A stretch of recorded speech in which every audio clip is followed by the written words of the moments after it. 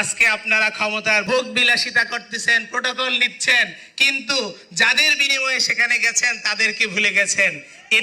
এটাই ইন্ডিকেট করে না অন্ধ যখন চোখে দেখতে পায় তার হাতের লাঠিটার সাথে সবার আগে বেঈমানি করে এটাকেই সে দূরে সরিয়ে দেয়।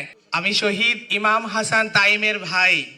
যাত্রাবাড়িতে একটা বন্ধু তার বন্ধুকে টেনে নিয়ে যাচ্ছিল আর পুলিশ বারবার গুলি করতেছিল। সেটা আমার ভাই ছিল। আমার ভাইকে 2 শতাধিক গুলি করা হয়েছিল। আমার বাবা একটা কথা বলেছিল যে একটা মানুষকে মারতে কয়টা গুলি লাগে স্যার।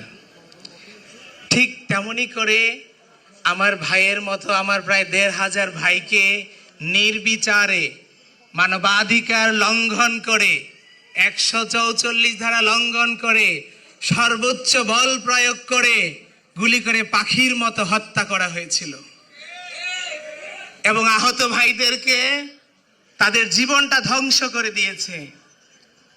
আজকে 1.5 বছর আমরা প্রত্যেকটা জায়গায় বারবার বলে যাচ্ছি আমাদের বিচারটা দেও। রফিক আজাদ বলেছিল যে ভাত দে হারামজাদা, না হয় মানচিত্র খাবো। এখন আমাদের শহীদ পরিবারকে মনে হয় ইন্টারিমকে বলতে হবে যে বিচার করো, না হয় মানচিত্র খাবো। আজকে শহীদ পরিবার এবং আহত পরিবার পথে বসেছে। যারা আমাদের মাথা বিক্রি করে গিয়ে ক্ষমতার মসনদে বসেছে তারা শহীদ এবং আহত পরিবারদের কোনো খোঁজ খবর নেয় না। তারা মনে হয় যে লঙ্কায় বসে গেছে, এখন রাবণ হয়ে গেলে কিছুই হবে না, হামসে বারা খুন হে, এরকম হয়ে গেছে। আমরা বিচারের জন্য প্রত্যেকটা ধারে ধারে গিয়েছি।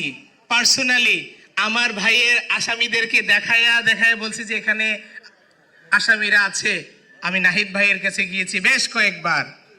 ওনার জন্য আমার 3টা আসামি চলে গেছে, পালিয়ে গেছে। আসিফ ভাইয়ের কাছে আমার মা গিয়ে বলেছিল যে বাবা, তুমি আমার কুমিল্লার সন্তান, তোমাদের ডাকে আমার সন্তানটাকে ঘরে রাখতে পারিনি, আমার ছেলেটার কবরের পাশে গিয়ে একটু দাঁড়াইও। কিন্তু তারা যাননি। যখন এই কথা শুনেছে আমরা বিএনপি পরিবার, তখন জনাব রুহুল কবির রেজভী স্যার সহ রুম্মন ভাই সহ আমাদের বাসায় গিয়েছে, আমার ভাইয়ের কবর জিয়ারত করেছে। আমরা তাদের কাছে কৃতজ্ঞ। তো জনাব তারেক রহমান স্যার আছেন, আপনার কাছে আমাদের বিশেষ অনুরোধ থাকবে, আপনি আগামীর রাষ্ট্রনায়ক, আপনি যখন ক্ষমতায় যাবেন ইনশাল্লাহ শহীদদের হত্যার বিচার করবেন। আমাদের শহীদদের 250 বাচ্চা আছে, তারা এখন পথে বসেছে। অনেকের স্কুলে যাওয়া বন্ধ হয়ে গেছে স্যার।